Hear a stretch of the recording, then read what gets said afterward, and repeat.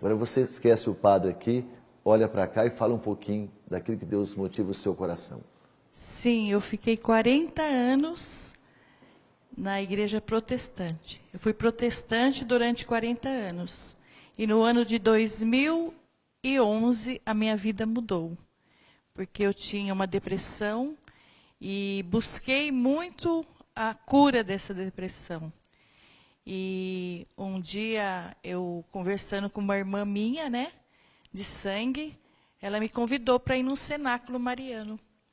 No primeiro momento eu até achei estranho, porque ela também era evangélica, e fez um convite para mim ir no cenáculo mariano. E eu perguntei por que ela tinha feito aquele convite. E ela falou assim, porque eu recebi um convite da nossa prima. E eu senti um desejo de convidar você também. E eu fiquei assim, né, sem saber se eu ia ou não, mas eu senti uma alegria muito grande e aceitei o convite da minha irmã, de ir até lá. Então, no dia 7 de abril de 2011, eu chegando na casa da minha prima, no primeiro momento, assim, também, a minha irmã falou que tinha santo, né, que tinha uma mesa cheia de santos, vela, e todo mundo entrando com umas bolinhas na mão.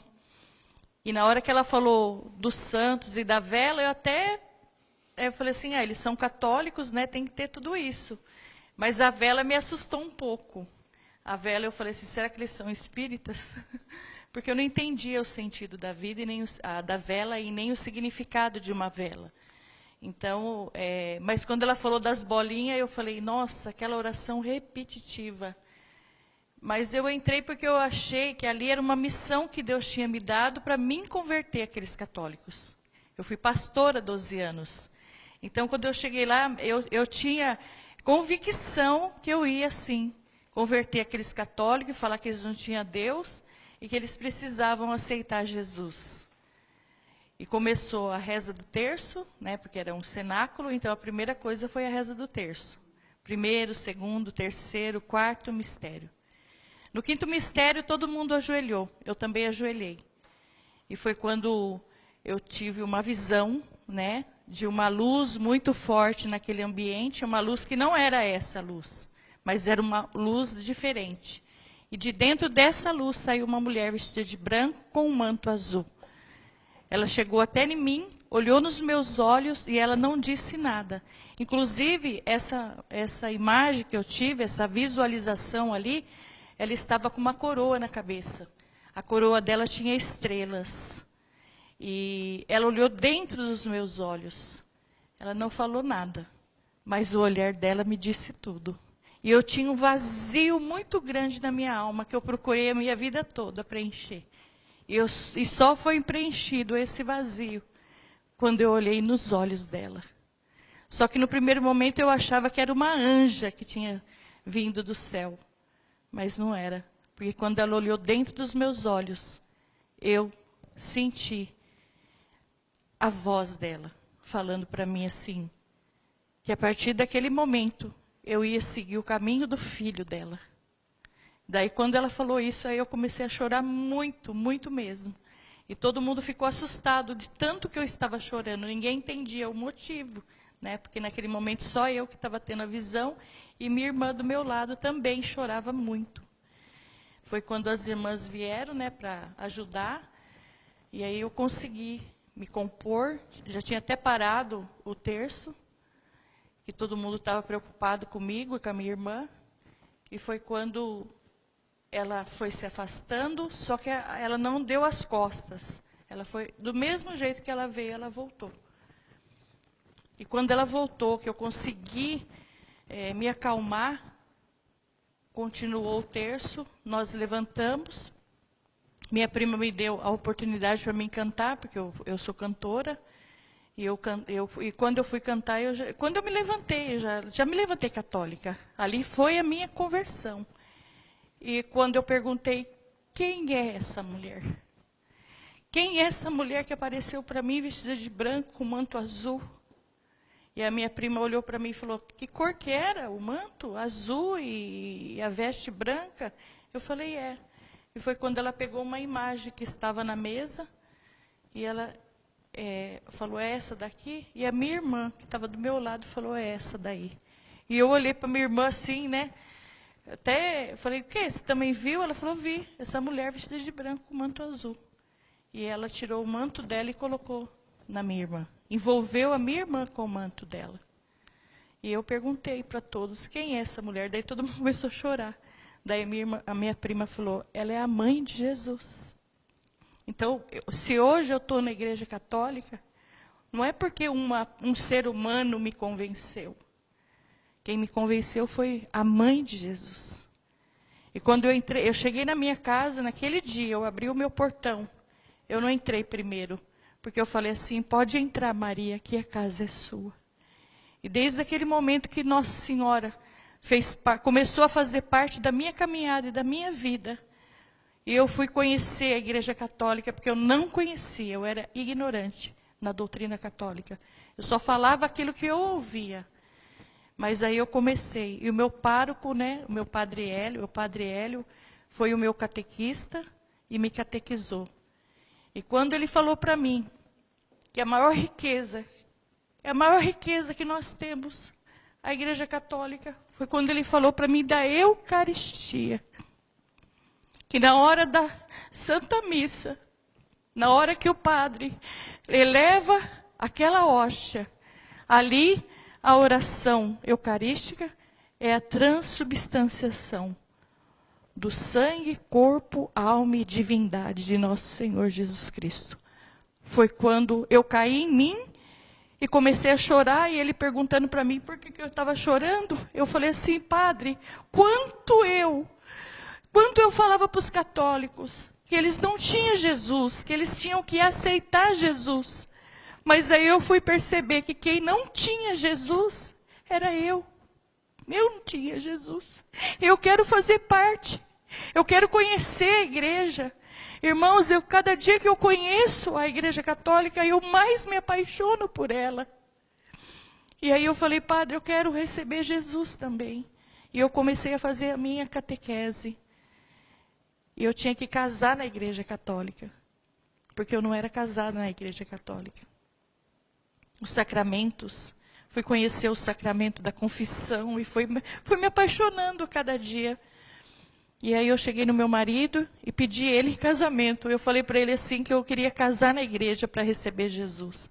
No primeiro momento ele não entendeu, falou que ele não ia casar. Ele nunca ia casar, porque ele também era pastor. Mas aí eu tinha convicção da intercessão de Nossa Senhora, que para mim, antes ela estava morta, mas ela não está morta. E aí eu comecei a pedir a intercessão dela, e com 6 meses, um dia eu participei de uma missa, quando eu cheguei na minha casa, o meu marido olhou nos meus olhos e falou assim, 6 meses de oração, porque eu pedi muita intercessão de Nossa Senhora. E ele falou para mim assim, amor, é importante para você casar na Igreja Católica? Eu falei, porque eu preciso receber esse sacramento na minha vida para mim receber Jesus. Porque eu queria receber Jesus. Eu não me importei com roupa, com nada. O que eu queria era Jesus, era casar, era receber esse sacramento na minha vida. Foi quando ele falou, pode marcar a data que eu caso com você. E no dia 22 de abril de 2012, eu me casei na Igreja Católica. E no dia 30 de maio, eu fiz a minha primeira comunhão e o crisma. Depois que eu comecei a comungar Jesus, eu fiz uma lista. E todo momento, porque a gente tem Jesus 15 minutos dentro de nós. Então eu sabia que Jesus estava ali, escutando a minha oração. Não que ele não escuta a nossa oração em outros momentos, mas ali ele está próximo de nós. Ali é na hora da minha gratidão, da minha comunhão com o Senhor ali, eu fiz uma lista e falava para ele assim, hoje eu comungo a conversão do meu filho, Rodrigo, de 30 anos, que hoje ele está com 30. A minha filha Jéssica, de 26 anos, o meu filho Gabriel, de 21 anos, que vai ser sacerdote, e o meu filho, de 19 anos, eu comunguei a conversão do meu esposo. E esses 6 anos da minha caminhada, todos eles vieram para a Igreja Católica. Porque o mundo ele arrasta, ele acaba com as pessoas, com a família. E a gente tem que ter essa violência também, para querer que a nossa casa e a nossa família seja de Deus. E todos eles batizaram, todos os meus 4 filhos batizaram. Fizeram a primeira comunhão e o crisma. Hoje os meus 3 filhos são cerimoniário. Minha filha canta comigo, eu sou tecladista, e nós temos um ministério. Meu esposo toca baixo, meu genro toca bateria, e eu e a minha casa servimos ao Senhor na Igreja Católica Apostólica Romana, e sou a pessoa mais feliz do mundo, porque eu tenho os meus filhos que não vão para balada, meus filhos são separados deste mundo. E eu, como mãe, eu tenho uma autoridade sobre os meus filhos. Porque nós, mãe e pais, temos que ter autoridade. Quem manda na minha casa sou eu e meu esposo, não são os meus filhos. Eles podem ter a idade que eles quiserem. Quando eles casarem, eles que vão mandar na casa deles. Mas quem manda na minha casa sou eu. E também esse negócio de Halloween, eu também sempre criei meus filhos para não ir nessas coisas. Às vezes as professoras falavam, né, para ir, tudo. E eu falava, meu filho não vai. E no dia do Halloween, meu filho nem aparecia na escola.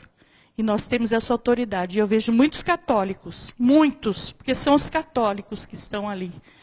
Então tem vergonha de falar que é de Deus. Tem vergonha de falar da doutrina, né? E vive uma fé fantasiosa. Vive uma coisa e prega outra coisa. Então eu quero deixar esse depoimento aqui. E falar para você que está em dúvida, que tem dúvida e que tem medo de Nossa Senhora. Isso aí é o inimigo que coloca na tua mente isso, esse medo. São pessoas usadas pelo maligno, porque ela pisa na cabeça da serpente e o diabo tem ódio de Nossa Senhora. Então você que está me ouvindo hoje, que tem algum medo de falar com Nossa Senhora, e você que é católico às vezes, não tem essa intimidade com a mãe. Então hoje, nesse momento, que através desse depoimento que eu estou te dando agora, que você se levante em ordem de batalha, assim como Nossa Senhora. E creia nisso, creia que ela é intercessora sim, e ela vive, e ela vai viver. E quando você agora, nesse momento, fala para ela, talvez você só tenha uma imagem dela na sua casa, você só é um devoto fraco, mas que hoje você toma uma posição de uma cristã católica, apostólica, romana, e tenha certeza que ela intercede por você. E fala para ela, pode entrar, Maria, que a casa é sua.